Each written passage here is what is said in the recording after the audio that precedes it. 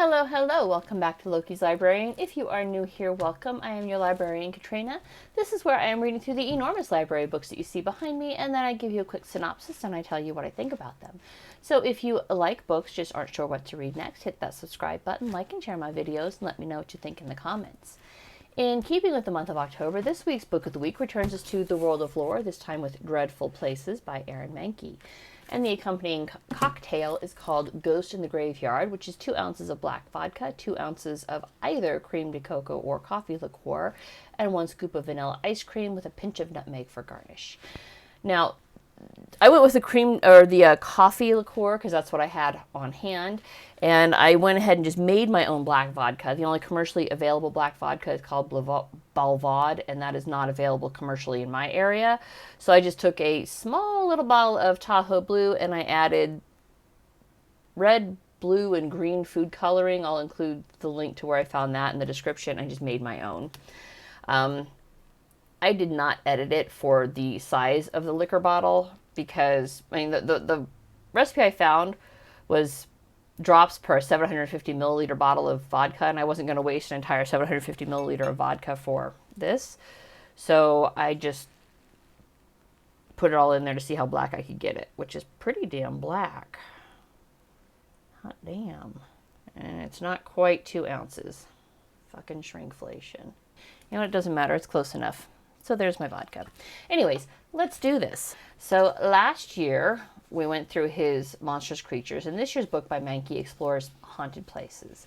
And this volume is almost entirely ghost stories. I mean, I think there's a little bit of maybe there's a creature out there that might be doing this, but if it is, then it's, a pretty terrifying creature.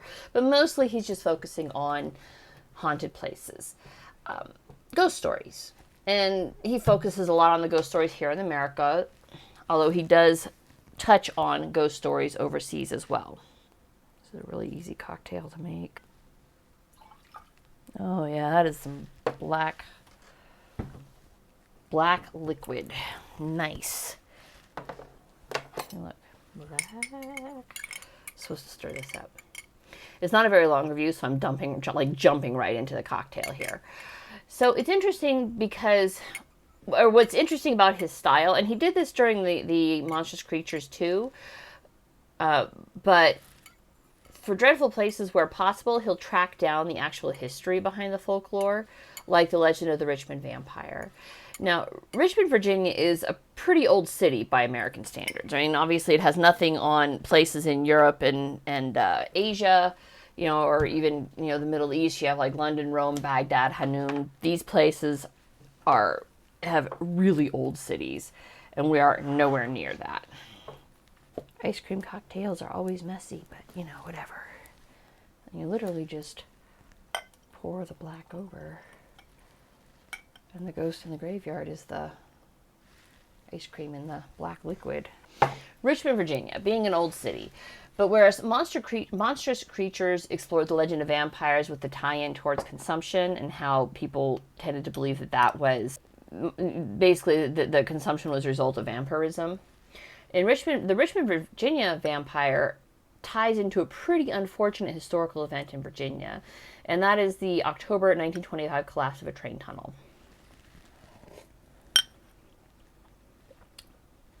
Well, that's boozy goodness. Fabulous. It's turning my teeth black. That's even more exciting.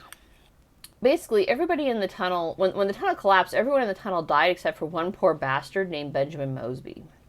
And you might think that the survivor of a horrific accident is really lucky because, hey, oh my God, he survived, everybody else died. But not really, and here's why. When he crawled out of the wreck, okay, when the accident happened, he'd been standing right in front of like an open boiler, and he was feeding coal into the fire of a train to get the heat going. When the tunnel collapsed, the boiler exploded. It basically shattered all of his teeth, so his mouth was cut to ribbons, and when his teeth became super sharp, and it parboiled the flesh off of his body. So when he crawled out of the tunnel, he was in an enormous amount of pain and died about 24 hours later. And he became legend as the Richmond vampire. Doesn't that suck, right? He survived this horrific accident for a scant 24 hours and then suddenly became a monstrous creature out of folklore. The ice cream melts fast is the only problem. He covers New Orleans with its history of voodoo, including the voodoo queens Marie Laveau and Julie White, his history of smuggling with the Lafitte brothers in the War of 1812, and the torture house of Madame Delphine Lalaurie. I want to read a whole book on Delphine Lalaurie. She was one of America's worst creatures to ever be invented. I wonder if she's covered in his other book. He has one called Wicked Mortals. I wonder if he covers her more there. You know what? I'll find out next year because I only read one of his per year. So, he covers how tragedy creates legend, including the Triangle Shirtwaist Factory fire of March 25th, 1911. And when the building was built, the guy who built it said, oh, this is entirely a fireproof building. It won't burn to the ground, which he was partially right. The building itself did not burn to the ground. But careless activity inside the building led to a fire internally. And people who are in the building today will report smelling smoke and hearing screams of women jumping to their death rather than risk being burned alive. Oh my God, this is really good. Ice cream for breakfast. It's the breakfast of champions.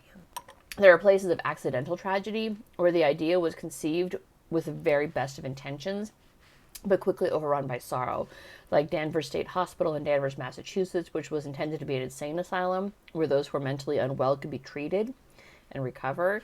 Instead, it was quickly overpopulated and understaffed, with inhumane treatment of the inmates becoming the order of the day, including visits by Dr. Walter Freeman, the lobotomist who we learned about last year in Pandora's Lab, 7 Stories of Science Gone Wrong by Dr. Paul Offit. The infamous Stanley Hotel is covered, which was the iconic inspiration for Stephen King's The Shining, and Eastern State Penitentiary in Pennsylvania, which was designed and built to house 300 inmates in the 1830s. By the 1920s, so not even 100 years later, it was housing 2,000. That's more than 7 times what it was designed to hold. Almost 7 times, not quite more, almost 7 times what it was designed to hold. I mean, that sort of inmate to guard ratio, the only way to keep the inmates in line was torture. And this left its psychic mark, as you may have guessed. While Eastern State is now a museum, it is said to be a very haunted museum. Al Capone served time there when it was so grossly overcrowded and allegedly brought one of the ghosts back with him. Although, and he doesn't cover this in the book, so I'm like, This was kind of an obvious one, just kind of obvious for anybody with even a little bit of interest in history. Jesus, my desk is all sticky now from the vodka. Or probably the coffee, liqueur, whatever. When Al Capone went to jail, he already had syphilis. And syphilis runs its course on its own time frame with different people. Like, some people can shrug it off and others get eaten alive by it. So it's entirely possible that the ghost that was haunting Capone was really the byproduct of his syphilis-addled brain.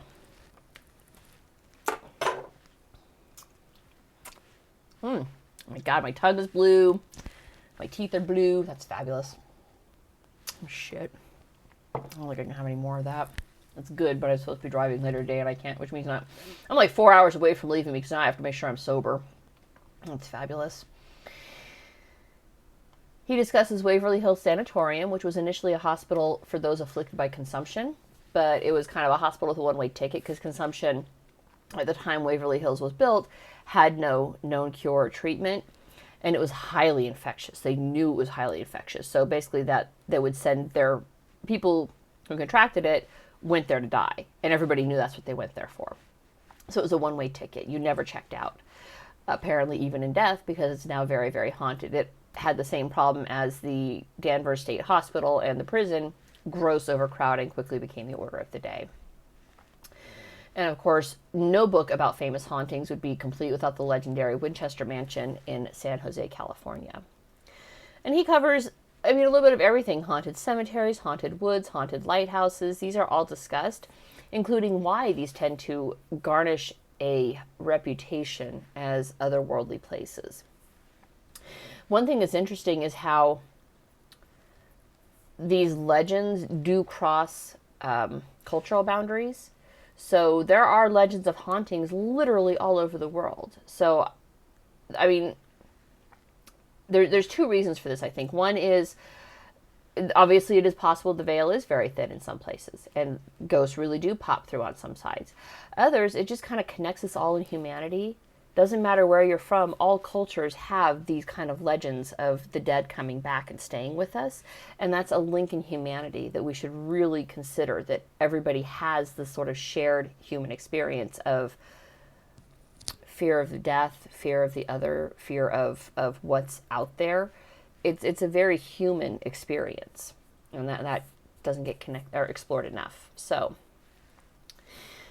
all of these haunted locations are discussed, all with this sense of, did that really happen, or was it just an overactive imagination? And quite a few of the stories leave you pondering the darkness and kind of wondering if the abyss really does stare back. Now, he does not specifically mention, although he kind of nods several times to the popularity of Supernatural, which is a fun TV show. It's escapism at its finest with the side of beefcake, so what's not to love about that? But it's pretty obvious if you read through this and have even just a slightest bit of knowledge of what comes out of Hollywood, which, not gonna lie, I'm a little stunned I had that knowledge because I don't usually watch TV, except for Supernatural, because I'm on a marathon right now. But it's pretty obvious to anyone who's even slightly keyed into pop culture how these dreadful places have influenced and made appearances in Hollywood. I mean, vampires are obvious. I'm going to skip right over them because the vampires in Hollywood were like made for each other, right? I mean, the first horror film, I believe, was Nosferatu. I may be mistaken on that, but I'm almost positive that was it.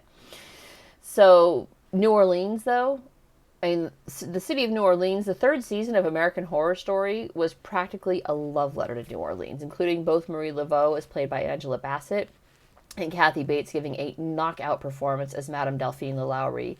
I mean, like, seriously, only Kathy Bates could make you feel sorry for that psychotic fuck. She was so good in that series. Danvers State Hospital was a direct inspiration for Arkham Insane Asylum of Batman lore and inspired H.P. Lovecraft's Eldritch horror stories. I think it may also actually have inspired American Horror Story Season 2 Asylum, although I could not find anything directly linking Danvers as an inspiration for that asylum.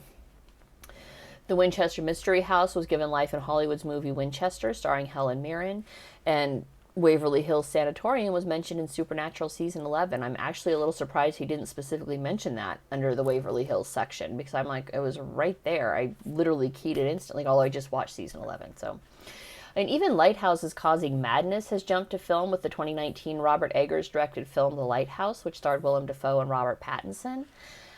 Eggers has this real panache for exploring these themes, as I believe his first directed film was The Witch, which was also amazing at setting a creepy tone and really tapping into what the early English settlers believed and how the unknown can feed on fear. Much like Monstrous Creatures, Dreadful Places was a quick jaunt through folklore and darkness, kind of a PG-13 version of Scary Stories to Tell in the Dark, but with actual history thrown in for background and flavor. So if you like to ponder the darkness that exists out there and want to know where to go for ghosts this Halloween, then I would definitely recommend the World of Lore, Dreadful Places. It's a good place to start for your ghost hunting.